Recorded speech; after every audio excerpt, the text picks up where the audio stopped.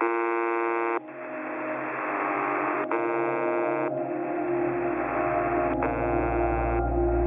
listening to Fellow Travellers with East of Moon. Welcome to Fellow Travellers, a podcast from East of Moon. We are an organisation that studies, experiments with and develops the ways in which communities create together. My name is Josie Ann Gatens, and we've sadly come to our last episode of this season of Fellow Travellers. We'd love it if you would stay in touch with us and all that we are up to at East of Moon. You can find us on LinkedIn, Facebook and Instagram, and of course our website. And while you're there, I encourage signing up for our newsletter, if only to get Anna's TV show recommendations. Before we do leave you, we have one last interview to share, and it's with East of Moon founder, Arnar Sigurðsson. Arnar sheds some light on the background of the company, the ethos behind it, and the vision going forward. Thank you again for listening, and for joining us as a fellow traveller.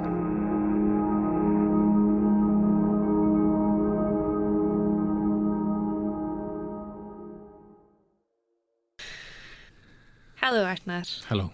Welcome to the podcast. Well, thank you for inviting me. We've been talking to a lot of different interesting people, and I figure it's probably time that we... Have somebody who's not interesting.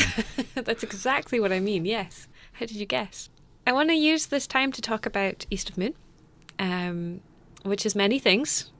But I think what would be a great place to start is, what is East of Moon to you? Okay. East of Moon is a vehicle to put on the stuff that I'm interested in working on and exploring and learning about things like how communities create together, what's the importance of the kind of social dimension in what becomes created, and exploring creativity, innovation, and these kind of things from a different angle than the typical one that we are used to, but also affecting the reality around us with a specific ethos, which I've picked this phrase, poetry must be made by all and not by one, which is borrowed from one of the Surrealist manifestos. And so, yeah, what it is to me personally is to create something that can be sort of outside and bigger than just what I'm doing as an individual, and I can invite other peoples to engage with and become part of and move together with. You have this focus. There's these kind of central focuses of East of Moon: creativity, innovation, community. In terms of creativity, because there are these assumptions about the relationship between specifically art or the arts and creativity, but do you see that as kind of creativity as you understand it? Is it limited to the arts, or are you seeing it in a more kind of broader way of experiencing creativity? I guess broader. I think that I see creativity not as something that certain people on specific times are tasked with doing, and rather as like a basic human need. So it's easy to talk about human needs, or what humans want or do, or the essence of what it is to be a human, etc. But I genuinely think if we are looking at the animal kingdom and humans within it, that creativity is something, I'm not going to say that it doesn't exist within animals other than humans, but surely that is a very specific human thing to do, to be creative. As in, animals have these spectacular things, create things together and make things and work together in fantastic ways that are so complex and beautiful that we barely can understand it. But they don't, as an individual, to the same extent as humans, have this thing we pass from generation to generation, which is culture and which is technology and which is language, art, which we can use to understand the world and interact with it. And and it's this shared heritage. So I think you can genuinely say that creativity is a thing that is in the nature of humans. And I think that maybe us humans have different levels of need to be creative, and maybe it's, I have more need for it, or it's more important to me, perhaps.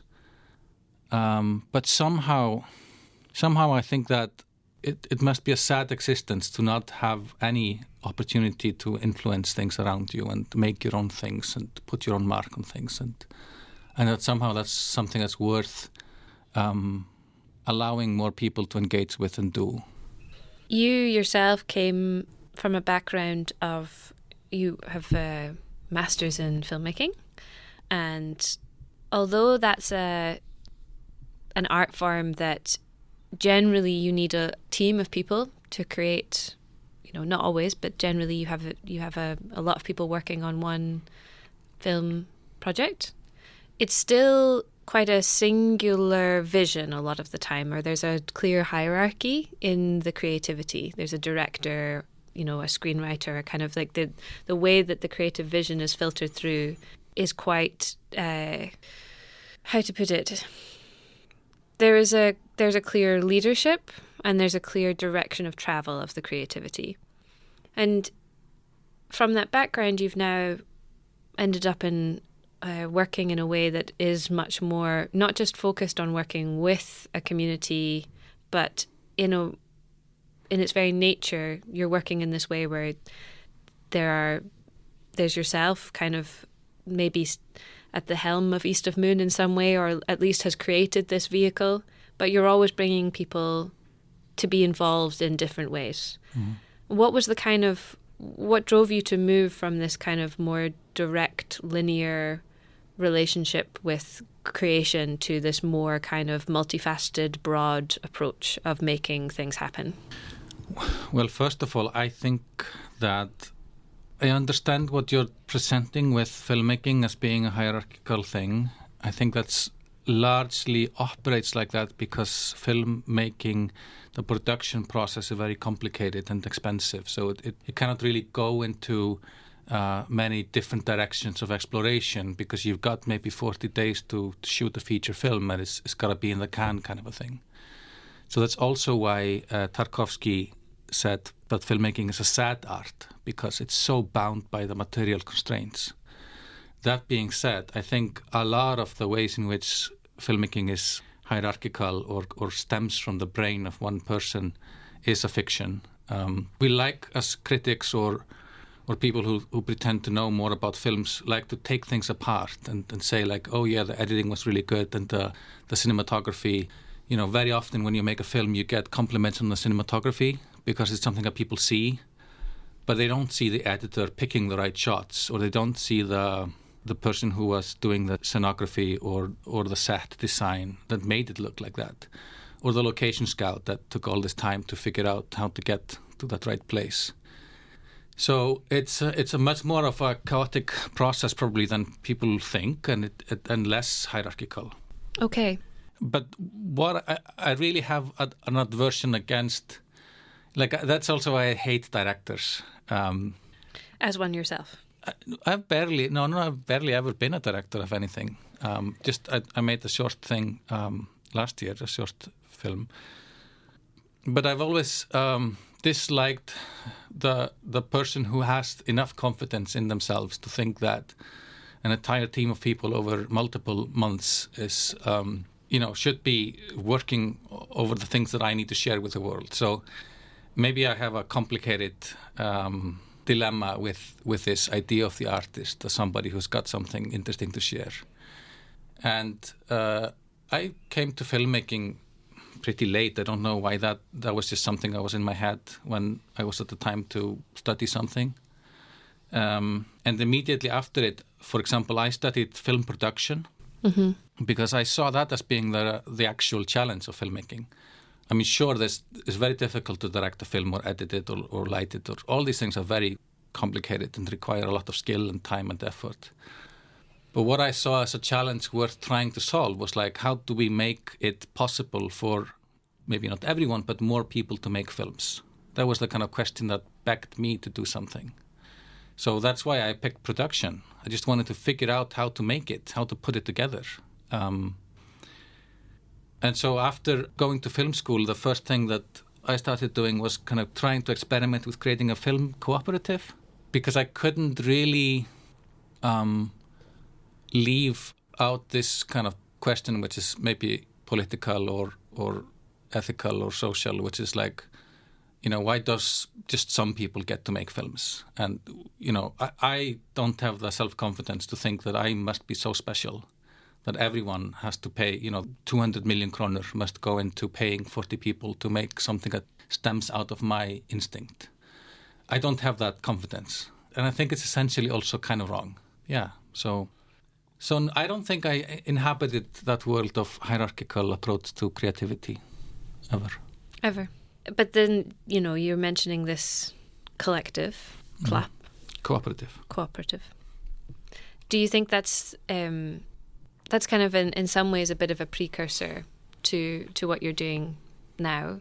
And there's been a few projects like this that have kind of maybe planted the seeds or been the early indicators of East of Moon, of what the sort of focus that you have at the moment is.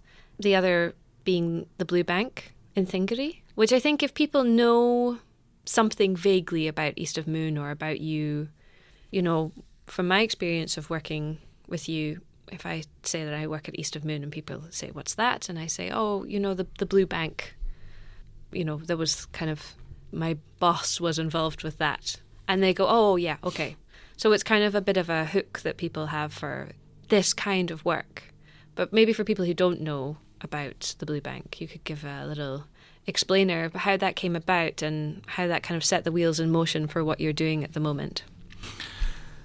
Yeah, so somewhere between filmmaking and the Blue Bank, I had, with other people, founded a crowdfunding technology company called Karlina Fund, which does this crowdfunding platform here in Iceland and also sells or used to sell technology for it in different countries.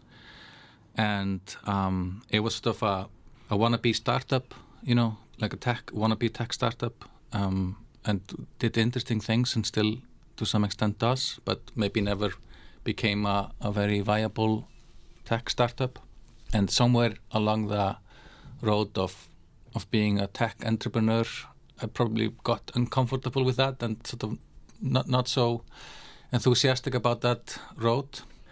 And in Þingeyri, which is a village in the Westfjords of Iceland, there were some interesting developments happening. The bank of the village that had been taken over at that point by Landsbankinn, a national bank, was completely closing at that point.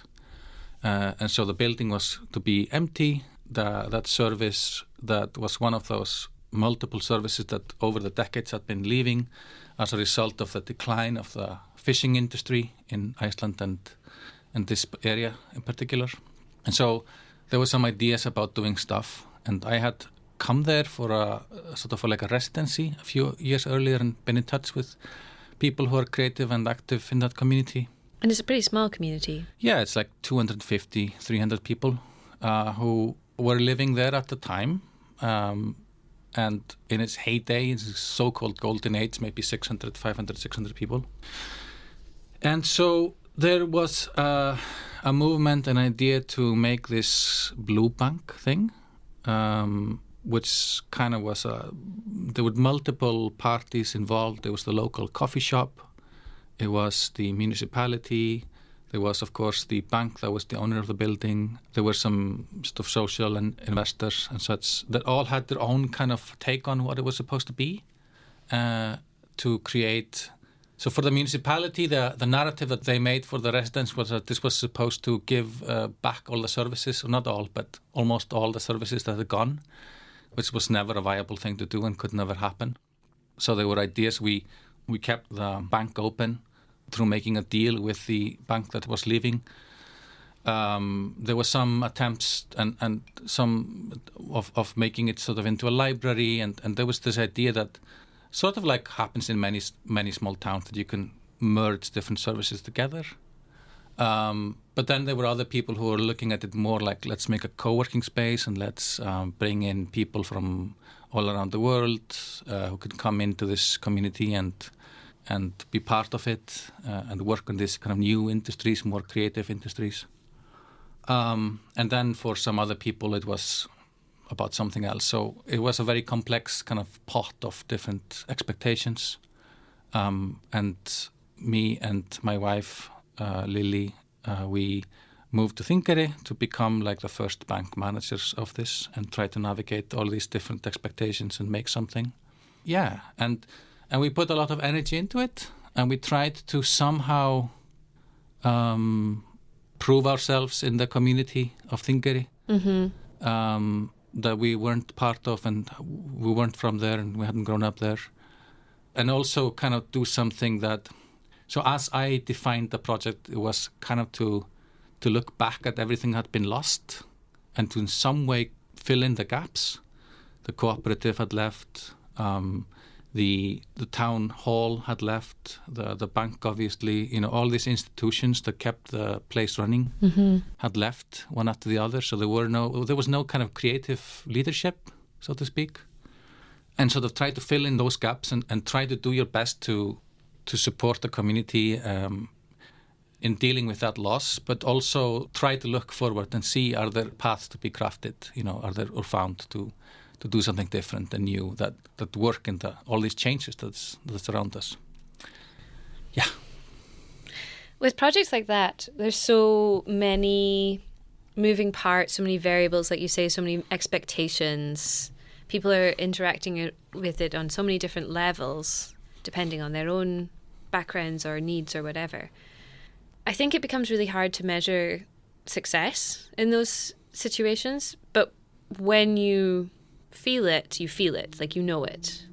I'm just wondering if you have any examples or incidences where you felt it, you were like, this is your sense of it's working in some description. Yeah, so I was part of this project for 3 years, and the last year was kind of difficult. So most of the energy and the movement happened in the first 2 years. And I felt like, paradoxically, I never quite felt that it was working as in it's changed this place or something like that. And I think that that would be arrogant to think that you would, but you can sort of feel like there's green buds there, things that you can see that, hey, this is kind of interesting, and if only we could scale that up, that would be cool. The first thing that starts to change is just the narrative. When you hear that people are hearing about the place, so for instance, the night before we left from Reykjavik with all our stuff and our son and everything, I was scrolling through like news articles of Þingeyri, and my heart was sinking because there was only companies closing down, horrible personal incidences, a dog had been drowned in the harbor, stuff like that. Oh God. I know. And I thought, like, where am I taking my family, and what's going to happen to us? And of course, it only takes a few days and weeks to understand that that's not like how the actual place is or the community, but it's the image that's been projected of it for so long. And so you see it in people hearing different stories. I took some joy when, people who had worked in the startup scene in Reykjavik were meeting foreigners in the airport who were coming to Iceland, and they were like, yeah, we're going to Þingeyri. I thought it was fun, and they were like, why are you going to Þingeyri? It's because it's kind of cool. And so you take some satisfaction in that. You take some satisfaction in maybe young people who grew up in Þingeyri, kind of expressing enthusiasm. Feedback from people who live there. So a recurring theme that you have become aware of is like people wanting things explained. And it was really, really difficult because like I mentioned, it was on so many different dimensions. And for people who grew up in a fishing community, that really is the thing that defines success. Like how many boats are in the harbor is how well we're doing. And there is a certain generation that this is never going to change. And so you can't really try to change that. So a lot of the times when we were interacting with anything from maybe startups or artists that came from abroad or people who had grown up in Þingeyri for, even had generations back, different people who just saw the world in a very different way. We often didn't really try to explain things on a more kind of intellectual level, and we really tried to work things more on an empathetic level. We tried to get everyone to kind of feel that we were there and we were respectful and that we were trying to understand where people were coming from and meet them where they are, rather than descriptively explain things. And that's when it starts to work.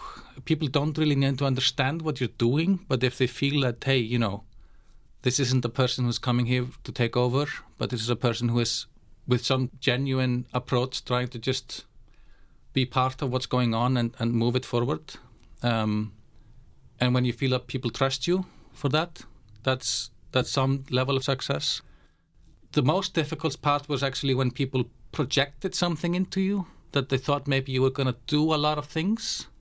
So like a very typical sort of older generation of the people who actually had been running businesses and doing things way back. They thought that I was going to make a factory of some sort. Right. And that was going to give employment to people, and the young people would be back. Because this is often a measure of success, particularly in the countryside, where there's this perception of there's this idea of the brain drain and so on, and people moving away, is that the success is measured in job creation. Yeah. And that's, or profitability. Sure. And those are the two criteria. And if you're doing something that doesn't bring those kinds of values, it's really hard to communicate that idea, like you say, to people. Like, what exactly is the value that's being, brought here through this? Yeah. And sometimes you just don't necessarily try to do that. It's a different world from that period. So, like, there used to be a period when people would move to somewhere because there's natural resources to be extracted from there. And that's why people went to the Westfjords, because it was so close to the ocean. Well, it's close to the ocean, close to the fishing grounds. It's just to be close to the fish because you eat fish. It was as simple as that. And then, obviously, we had some industrialization.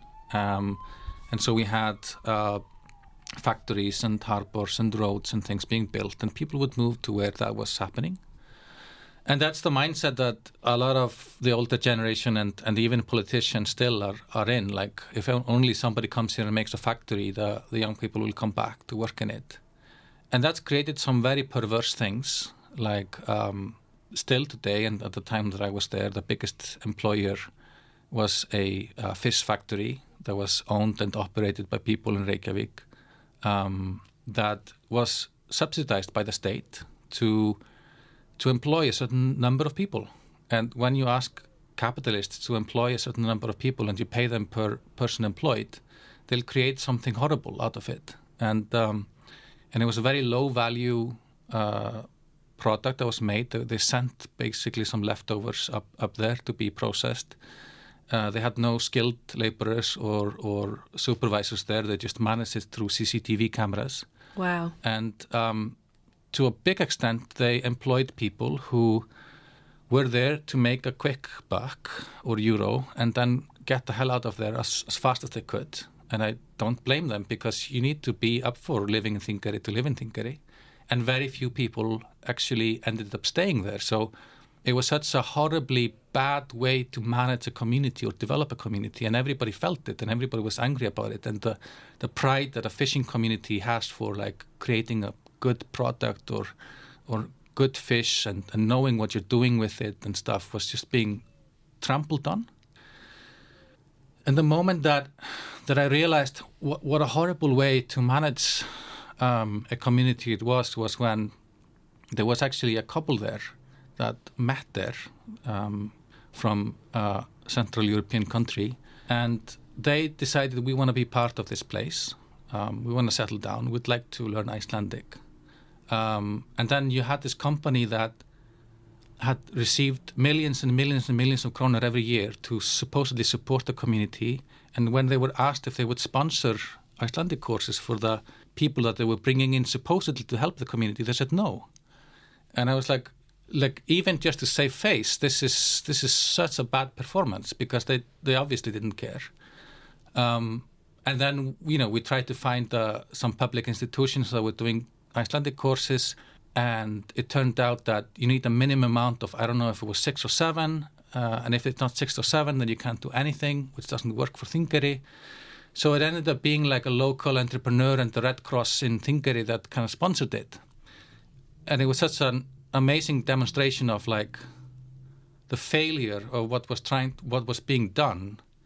The moment somebody who was being attracted to this place by pouring millions into that factory says, I want to be here and I want to learn the language, that's when everything should be put in motion to support them.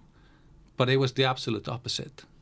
So it's sort of, I'm not saying that approaches like what we were doing with the Blue Bank were a magic bullet in this regard, but it was a really good demonstration of like projects that are run by institutions or companies outside of the community, looking from a bird's eye view and counting heads or kronur.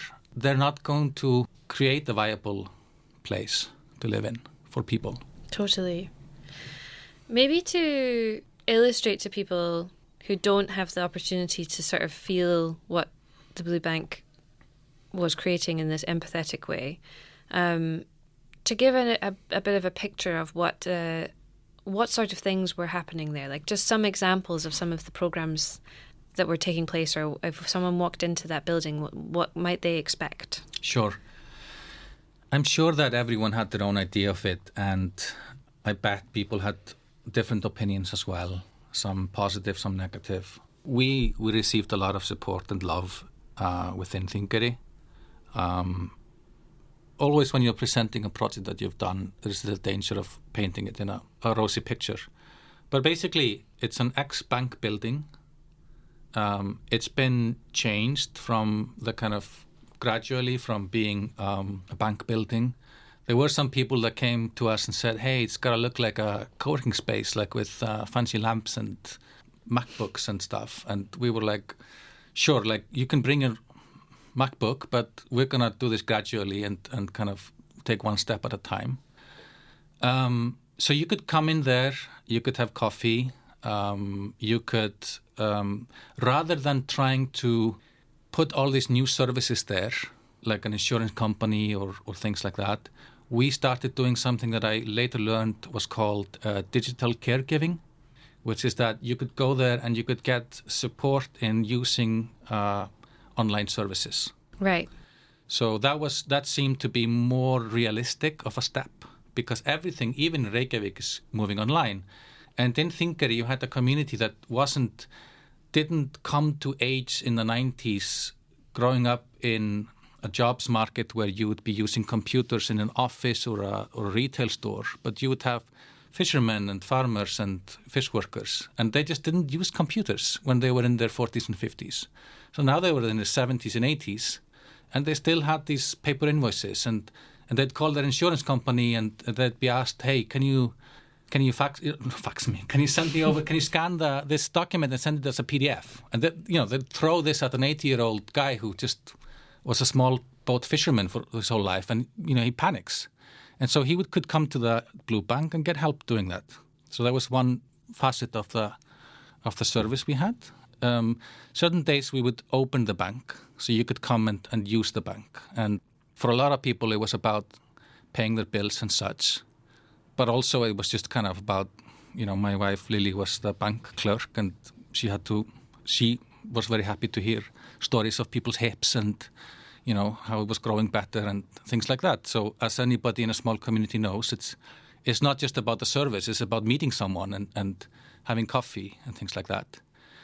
And one example of if you ask where you kind of feel like you're succeeding is people would drink a lot of coffee, so there would be a lot of dirty coffee cups.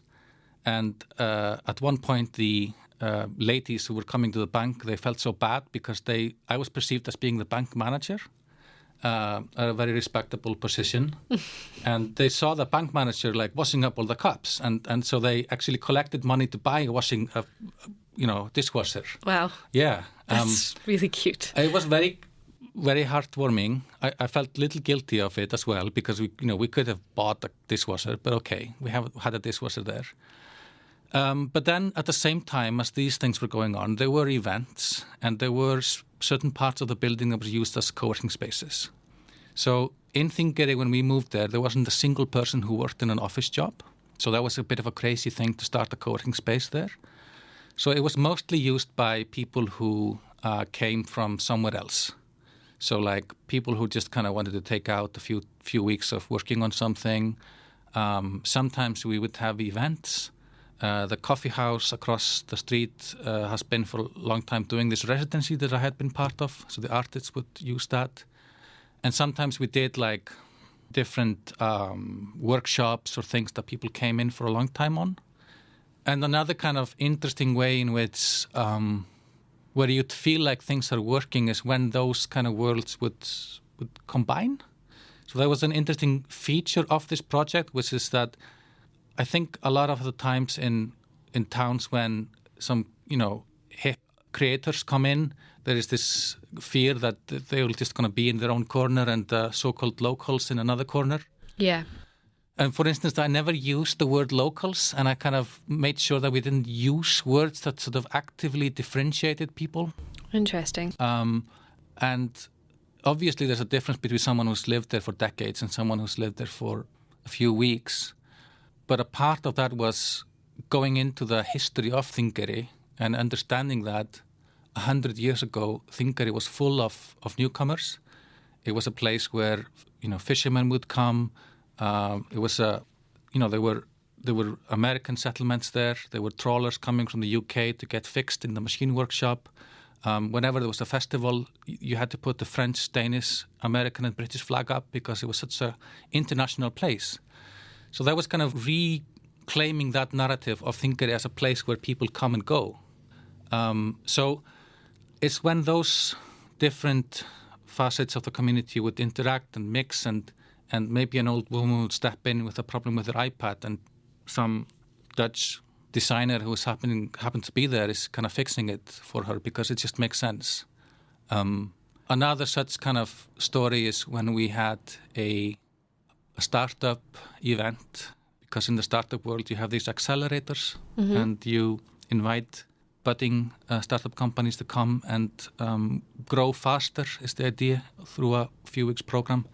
And we somehow landed on this idea to do a startup decelerator. So we invited startups to come from all around the world, half of them sort of from within the Westwards and half from Berlin or Norway or US or whatever, and kind of slow themselves down rather than accelerate and think about, what the project was doing to themselves and the environment and nature and such.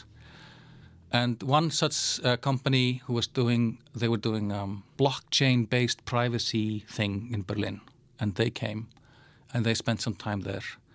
And because the way Þingeyri works, you're going to get people who are living there permanently who come and make fish for you or, help do festivals or, you just go to the harbor and get fish from the boat, and then somebody's just going to come and cut it, and there's a grill and there's a community hall, so you start just getting involved with everything. And that company, after a few, I think 2 or 3 weeks of staying there, they just decided to abandon their company and dissolve it, and just slow too much down that they just didn't see the point in it anymore. And after a few days, they had started making a playground with some guys for the kids, and they were just kind of in the dirt. I mean, it's a bit of a cliche, but it's still kind of fun because they were faced with the question of why are we doing this? Maybe there's more direct ways in which we can be of service. And so that's a very long way to answer your question of when do you feel like it's working? Mm-hmm. I suppose it's when what we were doing was we were taking these contradictions of, on one hand, a community that has so much to offer in its traditions, in the way people interact with people, each other, in the nature and where it's placed, but still in a very dire situation of like maybe in a few decades nobody will be living here anymore because it's gone through so much decline economically. And so that there's a real question of like, can this survive? You know, it's not abstract. It's not looking down on anyone or saying anything is worse, but it's just like, yeah, like this. Luckily, there were still a few kids, so the school was still surviving. But there's a real possibility that such a community can go down the path of like, there's no more kids, so we'll close the school, and then there's no more young people, and then it's just a question of time that this whole thing is going to go away. So anyway, so it's a community that has a lot of offer, but also is in an existential crisis because of how the world is developing and how things are different than they were when it was in its kind of bloom. Mm-hmm. And when you a project like the Blue Bank works is when you can somehow take those contradictions of creative work, of digital, of globalization and the local, and you can somehow find a way for the two things to support and enrich each other. Because the opposite is usually people try to take the problem that the community is facing, for example, lack of jobs, and they try to create jobs by paying someone to create them.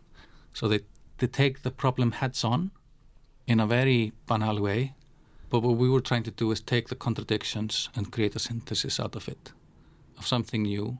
There wasn't the old and wasn't whatever was being presented as the new, but was something based on both things that could potentially work. I think something that you talk very sensitively about is this awareness of going into a rural community that you weren't from and trying to address these challenges by being part of the community rather than being, you know, you compare it to this outside experience with the company based in Reykjavik who was trying to create jobs and was being sponsored to create jobs. And I think that sensitivity is very important. I'm from a rural place myself and have experienced both people coming and trying to create change from within a community and trying to create change as this kind of like, here we are from the city to tell you how to fix things. And we do have this complicated relationship between urban and rural areas. And now we're sitting in Reykjavik. We're sitting in Hafnarhaus, where East of Moon is based and is another project that you've been involved in creating. And I want to talk about Hafnarhaus and what's going on with that and how you've been involved. But from your perspective, looking at this sometimes line that's placed between urban and rural, and this idea that information flow being in one direction, or like here we are with our experience in the city that come to tell you people in declining areas how to do things. How do you feel about that? And in what ways are you kind of working and distorting that narrative and taking lessons in either direction? What do we have in common, and how can we all learn from each other in these scenarios? So I know what you're getting, and I back one step before that. And maybe this podcast is going to be very long, but maybe that's okay. We're doing great for time. Okay, but maybe, is it okay if I can just answer your question with all the time in the world? And Absolutely. Then we can just make it long and whatever. You cut it into two pieces. Okay, this paradox of coming into a place and telling people what to do or managing it for them versus kind of embedding yourself into the community and being part of it. I think I have something important to say about it. Because it's not, for me, important. It's not, so if there is a bad way to do it as well, of coming into a new community and just being like, hey guys, what do you want to do? The thing is that at the time that we were in Þingeyri, there were very few people between, like, let's say 15 and 40. So they were mostly older generations. So if you were to ask yourself, you know, what do people want and need? It would be like more card game nights, you know, or something like that, which was already being very much catered for by the old people's home and stuff, that people were completely capable in Þingeyri of creating entertainment for themselves. And so what we were not there to do was to kind of come in and a little bit pretend like you're this sort of person who has no direction or values or position yourself, because then you're not actually adding anything. If you just kind of ask people, what do you want? The answer would be like, we want a fishing bag, okay? We want the trawlers and we want more card games. And then to the extent that that is viable, you have nothing to offer it. So we were very aware of allowing ourselves to add something that was completely ours. But the thing is, because we were living there, even if it was only for 3 years, we were still part of it. So like, you know, if the weather was bad and we couldn't get anywhere, or if the school would have become horrible or anything, like we'd be affected by it. So it wasn't coming in just kind of asking people, what do you want? But it was coming in, listening to what people would want and helping if that was needed and participating in what was already there, but then also adding your own thing to it. That's the only way to be useful. But doing it in a way that is like, I also understand the person who wants the fishing bag, completely understand it. If there's something I can do to get the fishing bag, I'll help, you know. I don't think it's coming back. But I just wanted to share that because there's also this kind of other school that pretends to come into a place and just ask people what they want, and it doesn't quite work either. Right. So it's not about that. Okay, so moving on to Hafnarhouse and villages and such, to the point that you wanted to talk about. No, I really value that thought, though. I think you're completely right in the sense of you legitimize your approach by putting yourself in you're the same stakeholder as anyone else living there, but you bring what you have to offer. Precisely. I don't know how you are as a fisherman, but I presume you're probably better at the things that you do than to go out and specifically endeavour to bring boats back to the harbour. Well, we do know that because when I resigned my job at the Blue Bank, the elder fishermen were very concerned about me, so they did offer me a job. And wow. And I did go out, and we went out very early, so I hadn't slept much.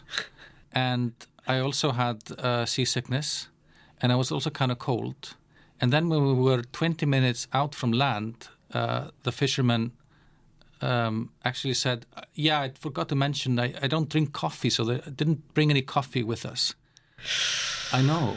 That's a tough day. It was a tough day. And I'm really sorry for him that I didn't really go out again, because it was a tough day, and I wasn't. There's a lot of people who can do this better than me. I later learned that he had to pay for insurance for me that lasted for a year. So, I know. Anyway, that's the answer. But it's not about pretending that showing respect for a community or showing respect for people is not the same thing as pretending to just be doing what they tell you to. Mm-hmm. It isn't. It is coming in there. You can empathize with people, and you can be respectful, and you can work with people without necessarily renouncing your own direction into it.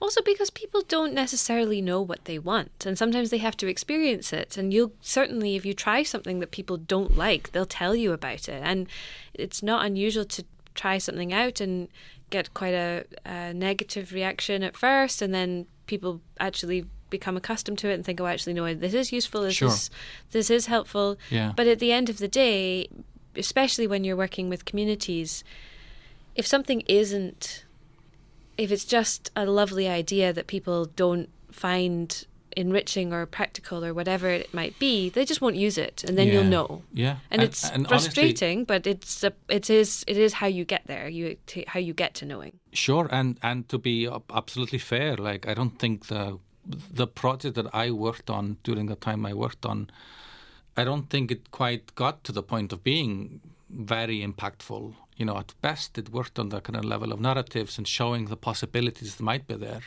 And that's true. And other things like the fish farming have probably had a lot more impact on the daily life of people in Þingeyri, for example. So yeah, like I wouldn't pretend that. You have to understand that you're working on kind of, you can try the low-hanging fruits, or you can try to do something fundamental. And if you try doing things fundamentally, you shouldn't kid yourself that you're going to be changing the trajectory of a place in 2 years. Maybe to go to this next point then, this idea of like having done this project in Þingeyri, in this rural area, now being back based again in the city. Yeah. And this sensitivity that I was mentioning. Yeah, I'm interested in how this works, coming back from a place like this and thinking about like what lessons you've taken from that experience that you're working on here, how even potentially you employ this sensitivity working with communities in an urban area. Is there a difference? Are communities different in rural places or in cities, or are we just all fundamentally kind of the same? What's your experience on that front? So when we found ourselves in Þingeyri and we were working on trying to explain to people why Þingeyri matters and why they might want to go there and what is there to do there, we had to very consciously avoid what is a trap, which is talking about how difficult it is and how unfair it is to live in places like Þingeyri. You know, that they've had it so bad and they've been suffering so much and they don't have all these services and stuff, because nobody is going to move to a place and become part of it because of how difficult they have it. But that's the dynamic of the politics of rural areas, of having to complain constantly until somebody in the city wires them some handout.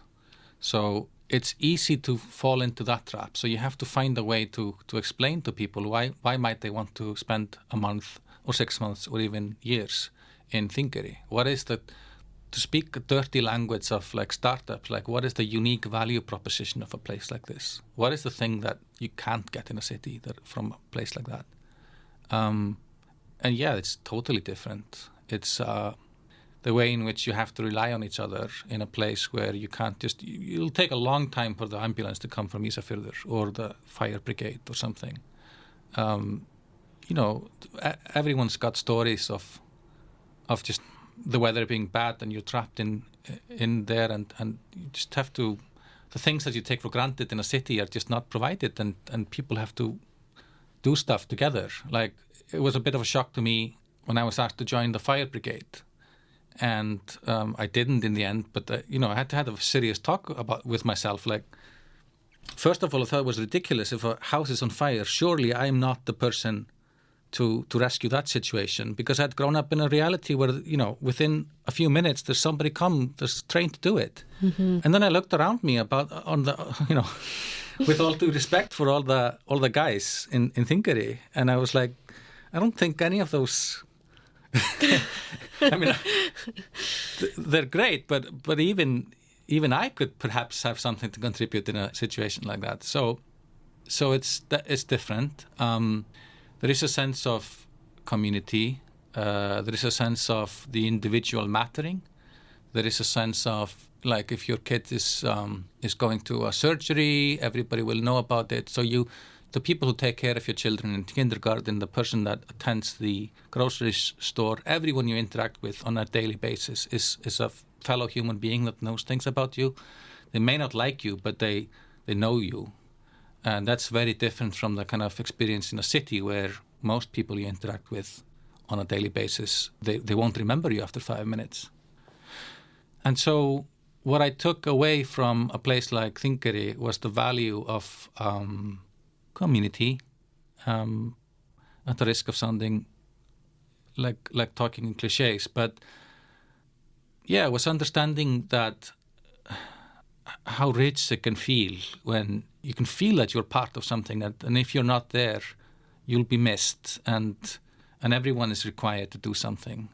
And so, sure, you know, I moved to Reykjavik, and then maybe 2 or 1.5 years later, we started this place in Hafnarhouse, and a lot of the lessons of just living in a village and the ethos of that and the importance of that and how things work there and the peculiar favor banks that emerge there and the way people can share resources because they trust each other and they don't lock their doors of their houses and things. I took a lot of that with me. And in some ways, I'm more interested now in how you can bring the village to the city rather than sort of figure out how to make villages a little bit more like cities. Yeah, I think it's an interesting one because people are obviously looking for all kinds of different things from different places. I'm from a rural area, but moved to an even more. I was living on an island of 100 people in the Hebrides of Scotland, and had this interesting experience of the fact that I had moved there from a city that I'd been living in for 10 years to find community, to feel more connected with people and to make things happen in places that, you know, there is a little bit sometimes that challenge of like, this is a difficult place to live, and that's quite exciting in some ways. Yeah, you can drive some pride in it in a way. Absolutely. But I was faced with a reality of the majority of people who were moving to the archipelago that I was living on were retired people who were moving there for solitude and for peace and quiet, and did have this relationship, this kind of like, this almost like they were observers of a community rather than part of it. They were Sure. very fascinated by aspects of it and would get involved in some things, but always from this kind of slightly like, isn't this quaint? Yeah. And now living in a city again, albeit a relatively small one, Reykjavik, I have always been feeling this lack of what I got out of living in more rural communities until I got involved with Hafnarhaus, where we are. And I think that's really interesting. Again, for people who don't know, and many people who are listening will know Hafnarhaus intimately, but for those who don't, what are some of the ways in which this community specifically behaves like a village, and how are you in your work here kind of fostering that development? So, obligatory humbleness, of course, in that a place like Hafnarhaus happens, and as individuals we might have had some influence on it, but it's not like there was a master plan and because of how we did this happened. A few days ago I was visited by a student of mine, former, who I was teaching in Ísafjörður in a program about coastal communities, where we had a lot of discussions about how communities work in rural areas and in the Westfjords and the pros and cons of that. And it was very interesting to bring him here and kind of echo that discussion. There's a few parallels. One of them is something that we really try to drive in as a thing for people to understand, is that same with the fire brigade in Þingeyri, is that if you want it to be there, you have to do it yourself. And there's an openness and a space for you to do it. And jokingly, this was before you joined Hafnarhaus, I ran this, we used to do these members meetings where I would create semi-ironically, but then not so, slogans of like, wouldn't it be nice, who wants to join me, and then just do it. So we really did try to drive that in, kind of just go and do it consciously. Nobody else is gonna, this is not a service. This is a community. It's not about commodities. So that's number one. There aren't other people who are just going to do things for you. If you're unhappy about how things are, if you are missing something or lacking something, go out and do it for yourself and for the people around you. The second one is more paradoxical, which is that communities of high trust, you can do a lot of things there. I would say in a place like Þingeyri, there is high trust in the sense that, again, people don't lock their doors. If somebody has a piece of, like, let's say, exercise equipment, they'll just They just put it in the gym and everyone can sort of use it. Because why not? Because you're not going to be using it all the time. And, might as well share it with other people, just like they will share it with you. So the way in which you invest in the community circles back to you very quickly, and you see the results of it. It's not like if you were in New York City and you would share an exercise equipment and then just like you'd never see it again, or like you'd never meet the person who used it. So, when you walk around the co-working space in Hafnarhaus and you see that somebody's left their monitor and they've specifically labeled it, this is my monitor, but please feel free to use it while I'm not here. That's an example of sharing that comes in a high trust environment. The paradox of that is that it takes a while to break into that. So, for example, if Hafnarhaus was open to the public, if anyone can walk in here, whoever they were, you couldn't leave monitors around. So there has to be some sort of exclusivity for the internal trust to happen, and that's the thing about a small fishing village in the end of the world. It's because nobody is coming there, especially in winter. You can have that kind of trust. And so, of course, it's, there are individuals, not everyone, just like in a village. There's people who just stay at home. They don't come for the town festivals. They don't volunteer to make soup for it. They don't, and then you have the unmissables, the people you can't be without, the ones that are always doing something to the point of exhausting themselves and burning themselves out. The ones that are always there for, whether it's photographing or sharing things or marketing stuff, or like just consistently turn up and do their bit to make things work. And they do it because they have they feel an ownership in it. They know that they invest in this place. It's theirs. They're not. I would like to think that there's a level between doing something for yourself and then doing something completely. Okay, there's a difference between doing something of sheer selflessness and doing it for yourself, which is doing it for the community you belong in. Mm-hmm. And so you're not necessarily doing it for yourself, but it kind of circles back. You accrue community credits. There's people in Hafnarhaus, there's people in Þingeyri that I would not say no to because of who they are and what they have done. And because they wouldn't have said no to me, so I won't say no to them. Or it will take a lot for me to say no to them because you don't. And there's people in Hafnarhaus as well, because of everything they've done, the investment that they've put into this, what they've shown, you respect that.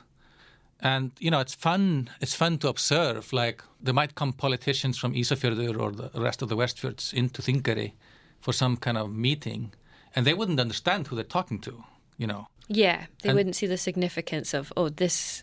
If somebody's upset with you, you got to respect who it is. You got to respect what they've been doing for decades before you even knew that this place existed. So you need to respect it in a different way. And that's what happens with communities as well. And it's, if you're new here, you don't have that same credit. It can be cruel.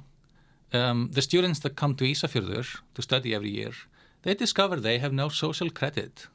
They're not invited to things. Their way is not cleared for things to happen because that's not how it works. You've got to prove yourself a bit first. You put in a little bit, but you get out. Yeah. Yeah. But that's also why when me and Lily moved there, you joined some things, the theater group or the choir, or, you show up to decorate the Christmas tree or whatever. Like, you need to show that you're here. And the same with Hafnarhaus, I'd say. Alongside Hafnarhaus and, previously Blue Bank and these kind of physical spaces, you mentioned teaching in Ísafjörður, you design courses. You've also mentioned the film, the Machine Workshop film, which was nominated for an Edda award this year, which is fantastic. But there's a lot of different things that East of Moon, as this vehicle, is doing with different people and different groups. And I think there are instances where somebody might be involved in one of these elements and might not even have an idea of the kind of scope of all of the different various threads that we can be spinning with at the same time, if that could be an analogy. I don't know if it is. From your take on it, what's the benefit of having all of these various different approaches to the kind of central idea or aim of East of Moon? And conversely, what are some of the challenges of having these various ways of approaching your work? Well, it is a question that I wrestle with myself. I think that in my mind, it is very clear what we do. We see the value in community. We want to create creative communities, and we want to use creativity to create communities. And we think that, again, to be creative isn't something that should be, like the art awards. The art salaries are predominantly funding people who live in 101 Reykjavik. So it's not because we're like pro-countryside or something, we're here in 101 Reykjavik. We just think it's fundamentally a bad thing for art and creativity in the world if it's exclusive to a few people, and that we need everyone and everyone should be kind of included in it. So that's the kind of ethos and the frame and the focus. And then the benefit of not being constrained to something like, oh, we're a software development company, or we are academics, or we are people who create spaces, or we are people who make podcasts or courses, I think is that a bit like the Blue Bank, where just the name itself is sort of absurd. Like it's blue. There used to be a bank there. I mean, it was painted blue. The building was a blue color. You could insert whatever you wanted into it. So you've given yourself a freedom to create a new category, unconstrained by what somebody has defined before you. And I've shared this with you before. There was nobody obviously understood what the Blue Bank did or was doing, or why it was there, or they only ever understood like a facet of it. Oh, it's a library. No, it's a bank. No, it's a co-working space. No, it's a ideas incubators. Like nobody could like relate to the whole spectrum of it. But then at some point, people would move to Þingeyri, and that only experienced Þingeyri with a Blue Bank, and had the experiences where they just thought that every village surely must have a Blue Bank, and they thought that they could just explain to people that I'm in the Blue Bank and that everybody would understand it, and they had no qualms about it being a thing. So I think with East of Moon, what we're trying to do is we're trying to invent a new thing, which is just like it's an East of Moon, and if we're successful, which maybe we won't be, it will be evident to everyone that all countries and cities must have a laboratory for community-centered innovation.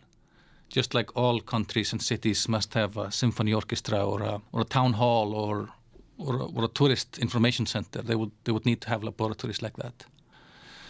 So it's really arrogant, It's just like we think we can just invent our own thing. And it is, East of Moon is arrogant, and I'm arrogant, and I sometimes, I know that I demand things of life and my work and the universe, of just being able to do the things that I'm interested in and being uncompromising in it. The difficult thing is, of course, nobody understands it and they don't know what to do with it. So people aren't looking for us. There aren't funds attached to community-centered innovation laboratories. People might ask me, like now, to teach a course, or they might join your course about podcasting, or they might talk with Anna about her labor organizing activities.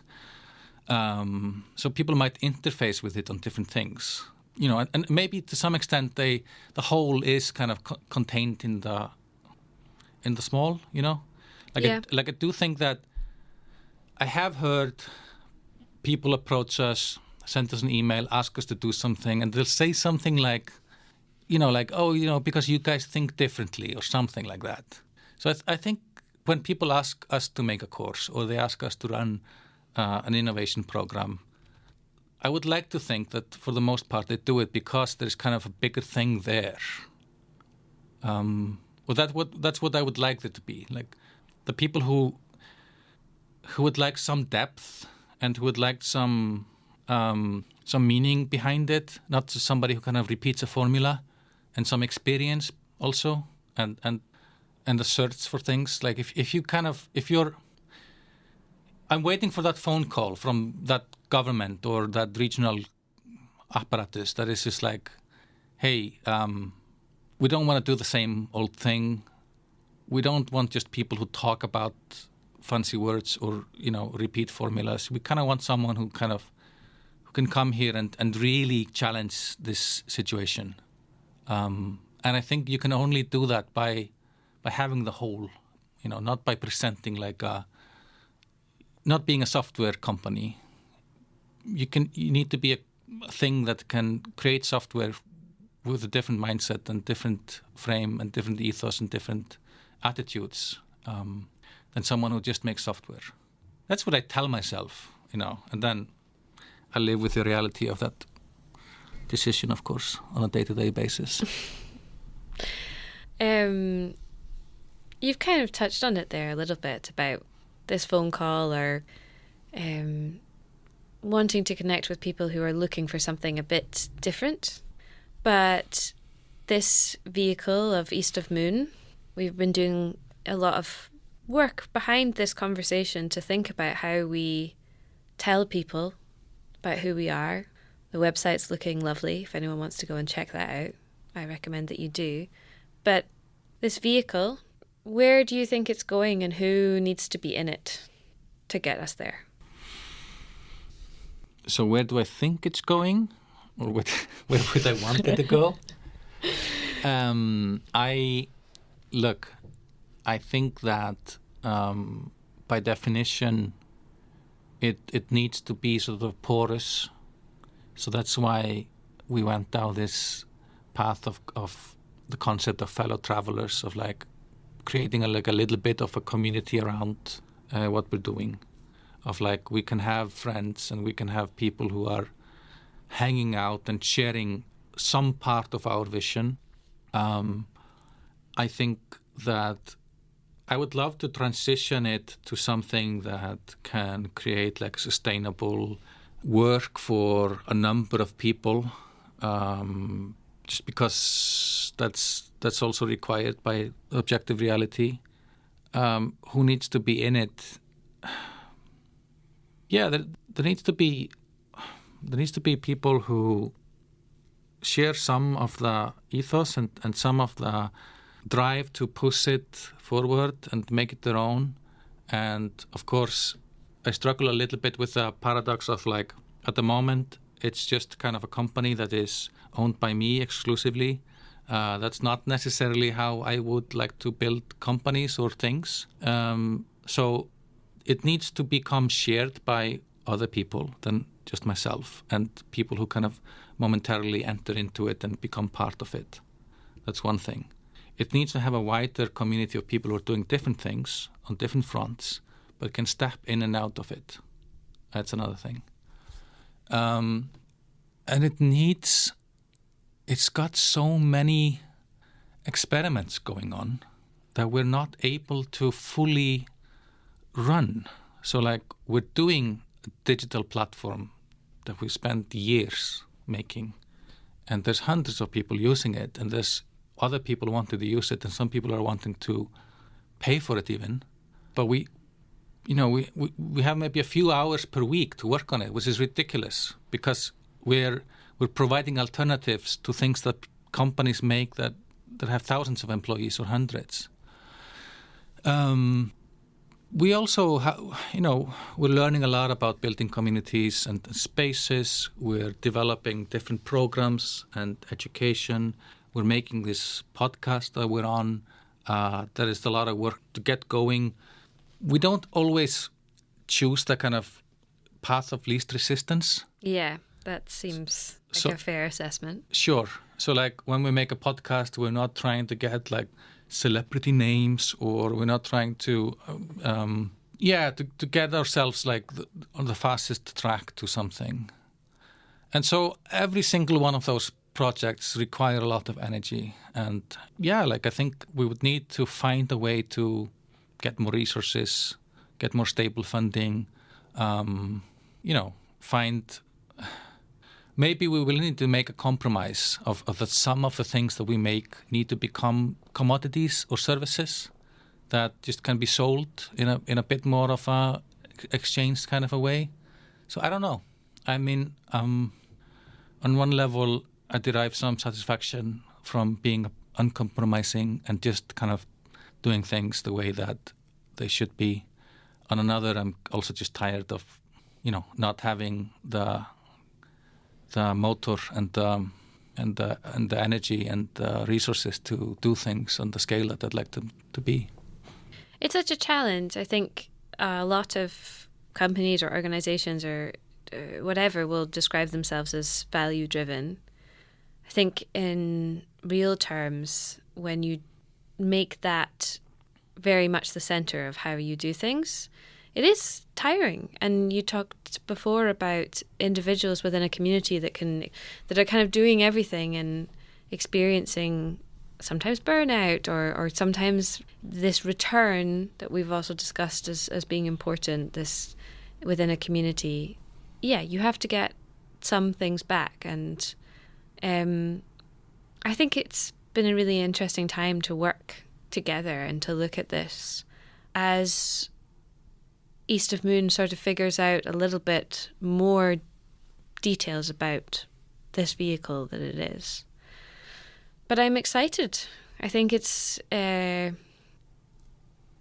to be in Hafna House. It's fun to be in East of Moon. It's fun to be part of these conversations, and part of the idea behind the podcast was just to have those conversations and to explore more of these options with people who have valuable things to say about them.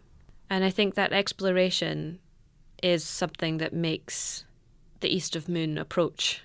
That exploration is key and in a lot of ways very unique to the way that we're approaching things. Yeah.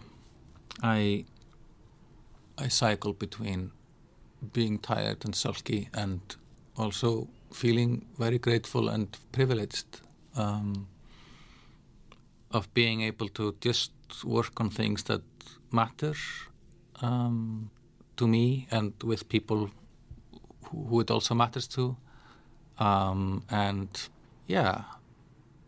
to stand with that and stand and fall with that's quite a privilege. And, we're quick to take for granted things like the stuff that we've made and built and, yeah. Well, let's take this moment to shout about it a little bit. The link to the East of Moon website, all shiny and full of fun photos of things that we're up to and links and updates and all of the podcast episodes that we've been working on over the last few months. The link to that's going to be in the show notes. We really would value people's feedback on it. If you want to be in the vehicle with us, let us know. But for now, thanks so much for joining me, Arnar, and telling me all about East of Moon. Well, thank you. And maybe we should start telling people to sign up for our newsletter. Oh, yeah, great idea. Because with mounting geopolitical tensions, maybe all these platforms are just going to be segmented and at least we'll have email, I think. We hope for email. I'll put the link for that in the description as well. And please look out for the infamous and incredibly popular What We're Consuming. Is that what it's called? On the Radar. On the Radar.